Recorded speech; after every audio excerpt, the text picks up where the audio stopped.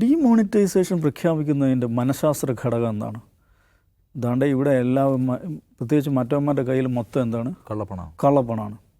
മൊത്തം കള്ളപ്പണമായിട്ടാണ്. നമ്മൾ എന്ത് കളിച്ചിട്ട് ഇവന്മാരോ മെരുക്കാൻ പറ്റുന്നില്ല. ഇവന്മാരിങ്ങനെ കയറിക്കൊണ്ടിരിക്കുകയാണ്. അപ്പോൾ ഇത് പിടിക്കാൻ ഒറ്റ വഴിയുള്ളൂ. എന്ത്? ഇവന്മാരുടെ കള്ളപ്പണം പൂട്ടണം. അതിന് ഇന്ത്യയിൽ സർക്കുലേഷനുള്ള 86% നോട്ടുകൾ ഇൻവാലിഡാണ് ഒറ്റ അർദ്ധരാത്രിയിൽ. അന്ന് എന്താ അതിനോടുള്ള പ്രതികരണം? എനിക്ക് നേരിട്ട് അനുഭവമാണ്.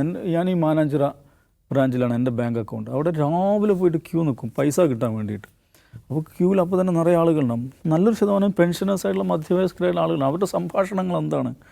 അവർ ഈ ക്യൂ നിൽക്കുന്നതിലെ പ്രയാസവും സങ്കടപ്പാടും അല്ല അവരുടെ പ്രശ്നം. നമ്മൾ കുറച്ച് ക്യൂ നിന്ന് കഷ്ടപ്പെട്ടാലും കുഴപ്പമില്ല, മറ്റോ പണി കിട്ടും, അവൻ്റെ ആഫീസ് പൂട്ടും. ഇതായിരുന്നു ഇതിൻ്റെ ഒരു മനഃശാസ്ത്രം. ഇത് പൂട്ടും. അപ്പം അവൻ്റെ മന്തിക്കടയും ഈ സ്വർണ്ണക്കടയും ഒക്കെ പൂട്ടി അവൻ പണ്ടാരടങ്ങും. അതിനുവേണ്ടി ക്യൂ നിന്നാലും വേണ്ടിയില്ല. ഈ മനസ്സുമായിട്ടാണ് ഇവർ അതൊരു മിത്രങ്ങൾ മാത്രമല്ല, ഒരു സംഖ്യ മാത്രമല്ല അങ്ങനെ ചെയ്യുന്നത്. കേരളത്തിലെ സെലിബ്രിറ്റീസ് പോലും വാട്സപ്പ് ഉപയോഗിക്കുന്ന വാട്സപ്പീസ് എന്ന് നമ്മൾ പറയുന്ന ആളുകൾ, സാമാന്യമായിട്ട് ഈ വാട്സപ്പ് സാധനങ്ങൾ കൺസ്യൂം ചെയ്യുന്ന ആളുകൾക്ക് അങ്ങനെ വിചാരിച്ചത്. അവസാനം എന്താ സംഭവിച്ചത്? മുഴുവൻ തിരിച്ചു. 99.7% നോട്ടുകളും തിരിച്ചു വന്നു.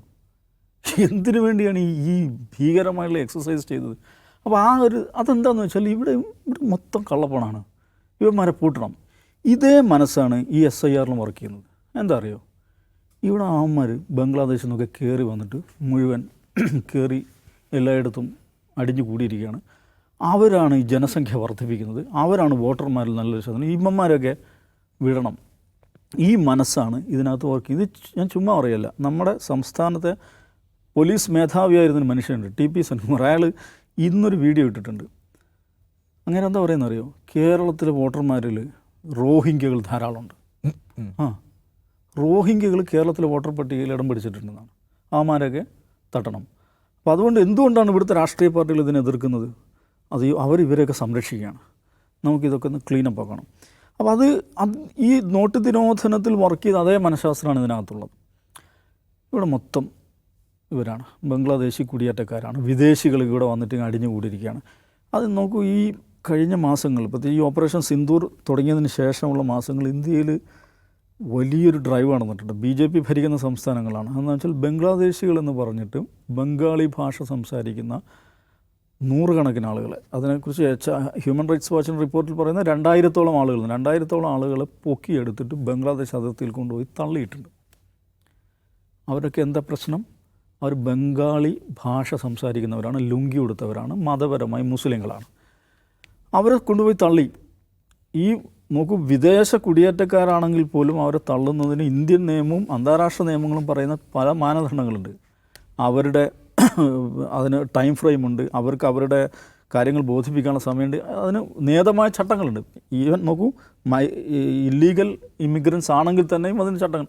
അതൊന്നും പാലിക്കാതെ ഗുജറാത്തിൽ നിന്നും മഹാരാഷ്ട്രയിൽ നിന്നും ഡൽഹിയിൽ നിന്നും ഉത്തർപ്രദേശിൽ നിന്നൊക്കെ ആളുകളെ പൊക്കിയെടുത്ത് എയർഫോഴ്സിൻ്റെ വിമാനത്തിൽ അസമിൽ കൊണ്ടുപോയി ഇറക്കി അവിടുന്ന് അതിർത്തിയിൽ തള്ളുന്ന കയ്യിൽ കുറച്ച് ബംഗ്ലാദേശി ടാക്കയും കയ്യിൽ വെച്ച് കൊടുത്തിട്ട്.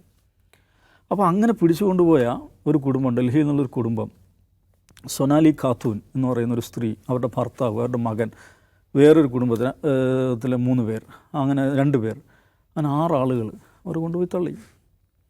അവർ വെസ്റ്റ് ബംഗാൾ ബിർഭൂം ജില്ലക്കാരൻ. ഈ സൊനാലി ഖാത്തൂൻ ഗർഭിണിയാണ്, ഫൈനൽ ട്രൈമസ്റ്ററിൽ നിൽക്കുന്നൊരു ഗർഭിണിയാണ്. അവരുടെ കുടുംബം കൽക്കത്ത ഹൈക്കോടതിയെ സമീപിച്ചു. ഹൈക്കോടതി വിധിച്ചു അവരെ തിരിച്ചു കൊണ്ടുവരണം. അവരെ ബംഗ്ലാദേശിൽ നിന്ന് ഇന്ത്യയിലേക്ക് തിരിച്ചു കൊണ്ടുവരുന്ന കൽക്കത്ത ഹൈക്കോടതി വിധിച്ചു. 4 ആഴ്ചക്കകം ഇതിൽ നടപടി എടുക്കണം എന്ന് പറഞ്ഞിട്ട് വിധിച്ചു. അപ്പോൾ ഇതൊന്ന് ആലോചിച്ച് നോക്കുക. ഒരു ഗർഭിണിയായ ഒരു സ്ത്രീയെ, ഒരു ഇന്ത്യൻ പൗരനായിട്ടുള്ളൊരു സ്ത്രീയെ അവരുടെ കുഞ്ഞിനോടും ഭർത്താവിനോടൊപ്പം പിടിച്ചു കൊണ്ടുപോയിട്ട് അവരെന്തോ ചെറിയ ജോലികൾ ചെയ്ത് ഡൽഹിയിൽ കഴിയുകയാണ്. അവർ ആധാർ വരെ കാണിച്ചു കൊടുക്കുന്നുണ്ട്. അതൊന്നും പരിഗണിച്ചില്ല. അവരെ അതിർത്തിയിൽ പോയി തള്ളുമ്പം ഒരു മിത്രം അവൻ അനുഭവിക്കുന്ന ആഹ്ലാദം എന്താണ്? നോക്കൂ, ഈ ഭാരതാംബ വിജയാശ്രളിതയായി നിൽക്കുന്നു എന്നുള്ളതാണ് അവൻ കാണുന്നത്. ഒരു ഗർഭിണിയായ സ്ത്രീയെയും അതിൻ്റെ കുഞ്ഞിനെയും തെരുവിൽ നിന്ന് പൊക്കിയെടുത്ത് പട്ടാളത്തെ ഉപയോഗിച്ച് BSF ഉപയോഗിച്ച് അതിർത്തിയിൽ കൊണ്ടുപോയി തള്ളുകയാണ്. അതിൽ ആഹ്ലാദിക്കുന്നൊരു മനസ്സുണ്ടല്ലോ. എന്തുകൊണ്ടാണ് ആ മനസ്സെന്നറിയോ? ആ മനസ്സ് അത് മനസ്സിലാണെങ്കിൽ ഒരു സാമാന്യ മിത്രം, ഒരു സാധാരണ സംഖ്യയെ സംബന്ധിച്ചിടത്തോളം, പ്രചാരകനെ സംബന്ധിച്ചിടത്തോളം അവൻ്റെ ജീവിതാഹ്ലാദം എന്താണ് നമ്മൾ മനസ്സിലാക്കണം. അവൻ്റെ ജീവിതാഹ്ലാദം എന്താണ്? ഒരു സാമാന്യ മനുഷ്യൻ്റെ ആഹ്ലാദങ്ങളല്ല അവൻ്റെ ആഹ്ലാദം. അവൻ്റെ ജീവിതം എന്ന് പറഞ്ഞിട്ടുണ്ടെങ്കിൽ നമ്മൾ സാധാരണ പറയില്ല, വെറുപ്പാണ് ഒരു സംഖ്യയെ നിർമ്മിക്കുന്നത്. അതല്ല, ആധിയാണ് ഒരു സംഖ്യയെ ഉണ്ടാക്കുന്നത്. അവനെപ്പോഴും ആധിയിലാണ്. എന്താണ്? രാവിലെ പല്ല് തേച്ച് കഴിഞ്ഞാൽ അവനെ സംബന്ധിച്ച് ഉത്തിഷ്ഠ ജാഗ്രത ഇരിക്കുക എന്നുള്ളതാണ്. എന്തൊക്കെയാണ് സംഭവിക്കുന്നത്? അതിർത്തിയിൽ നുഴഞ്ഞുകയറ്റം നടക്കുന്നു, ഇവിടെ ജനസംഖ്യ വർദ്ധിക്കുന്നു. ഒരു മന്തിക്കട കാണുമ്പോൾ അവൻ ആധിയാവുന്നു, ഒരു സ്വർണ്ണക്കട കാണുമ്പോൾ ആധിയാവുന്നു, ഹിജാബ് ഇട്ടൊരു സ്ത്രീയെ കാണുമ്പോൾ ആധിയാവുന്നു. ഈ ഒരു മുസ്ലിം ചെറുപ്പക്കാരൻ ഒരു പെൺകുട്ടിയുമായിട്ട്, മറ്റു മതപ്പെട്ട പെൺകുട്ടിയെ സംസാരിക്കുമ്പോൾ ആധിയാവുന്നു. ഇങ്ങനെ ബൈക്കിൽ ചെറുപ്പക്കാർ പോകുമ്പോൾ ആധിയാവുന്നു. ഈ സർവ്വ ആധികളെയും ആവാഹിച്ച് ഇതിനെയെല്ലാം ചെറുത്തുനിന്ന് പോരാടി ഇവനെയൊക്കെ ഇല്ലാതാക്കി ഭാരതാംബയെ അതിൻ്റെ പരം വൈഭവത്തിലേക്ക് ഉയർത്തുക എന്ന ഉത്തിഷ്ഠ നിതാന്ത ജാഗ്രതയിൽ ഇങ്ങനെ മസിൽ പിടിച്ച് ജീവിക്കുന്ന ഒരാളാണ്. ഇതാണ് ഇതിൻ്റെ ഒരു അടിസ്ഥാന മനഃശാസ്ത്രം എന്ന് പറയുന്നത്. ഈ മനഃശാസ്ത്രമാണ് ഈ പറയുന്ന ഇലക്ഷൻ കമ്മീഷൻ്റെ നടപടിയിലൂടെ, ആ മനഃശാസ്ത്രത്തിൻ്റെ ഒരു ഇൻസ്റ്റിറ്റ്യൂഷണലൈസ്ഡ് വേർഷൻ, ഒരു സ്ഥാപനവൽകൃതമായിട്ടുള്ള ആ ഒരു പ്രകടനമാണ്, അതിൻ്റെ ഒരു മാനിഫെസ്റ്റേഷനാണ് SIR എന്ന് പറയുന്നത്. ഇവർ വിചാരിക്കുന്നത്, ഒരു പോലീസ് സൂപ്രണ്ടായിട്ടുള്ള ഒരാൾ, പോലീസ് മേധാവിയായ ഒരാൾ പോലും വിചാരിക്കുന്നത് ഇവിടുത്തെ വോട്ടർ പട്ടികയിൽ റോഹിംഗ്യകളാണ്, ഇവിടുത്തെ വോട്ടർ പട്ടികയിൽ ബംഗാളികളാണ്, ബംഗ്ലാദേശികളാണ്. അതുകൊണ്ട് ഇതൊക്കെ ഒന്ന് ക്ലീനപ്പ് ആക്കണം, ഇവരൊക്കെ ശരിയാക്കിയിടണം. അപ്പോൾ SIR കഴിയുമ്പോഴേക്കും ഇത് ശരിയാവും എന്ന് ആഹ്ലാദത്തോടെ കാത്തിരിക്കുകയാണ് അവർ. അപ്പോൾ അതിനിടയിൽ ഇതുണ്ടാകുന്ന പ്രയാസങ്ങൾ എന്തൊക്കെയാണ്? സമയനഷ്ടം എത്രയാണ്? ഇതിൻ്റെ വേസ്റ്റേജ് എത്രയാണ്? എന്തെല്ലാം രേഖകളാണ് കൊണ്ടുവരേണ്ടത്? ഈ രേഖകൾ കൊണ്ടുവരാനുള്ള സമയം എത്രയാണ്? ഇതൊക്കെ മടുത്തിട്ട് കുറച്ച് ആളുകൾ ഇത് നിർത്തിപ്പോയാൽ, ഇത് ഒഴിവാക്കിപ്പോയാൽ അത്രയും ലാഭമെന്ന് വിചാരിക്കുന്നുണ്ടാവും. ഈ ഉദാഹരണം പറഞ്ഞാൽ കേരളത്തിൻ്റെ ഒരു കോണ്ടക്സ്റ്റിൽ നോക്കുകയാണെങ്കിൽ ലക്ഷക്കണക്കിന് പ്രവാസികളുണ്ട്. ആ പ്രവാസികൾ മതപരമായി കൂടുതൽ ഏത് സമുദായം എവിടെയുള്ളതെന്നുള്ളത് എല്ലാവർക്കും അറിയാവുന്നതാണ്.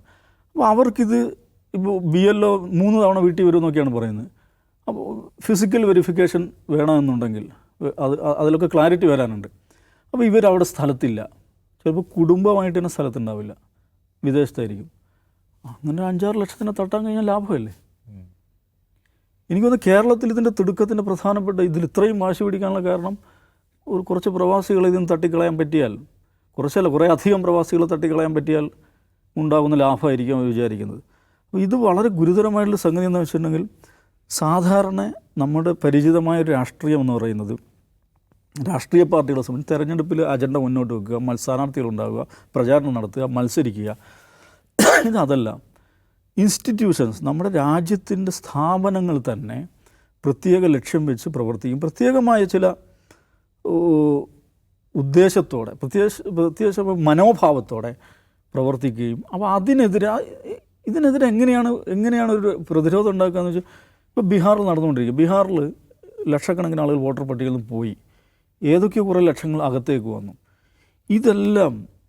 ഇതെല്ലാം സൂക്ഷ്മമായ പരിശോധന നടത്തി, അത് തെരഞ്ഞെടുപ്പിന് മുമ്പ് അതിലെന്തെങ്കിലും കറക്ഷൻ വരുത്തി തെരഞ്ഞെടുപ്പിലേക്ക് പ്രവർത്തകരെ, സംഘടനയെ അണിയിച്ചൊരുക്കാൻ ഈ പാർട്ടികൾക്ക് സാധിക്കുമോ? കോൺഗ്രസിന് സാധിക്കുമോ? RJDക്ക് സാധിക്കുമോ?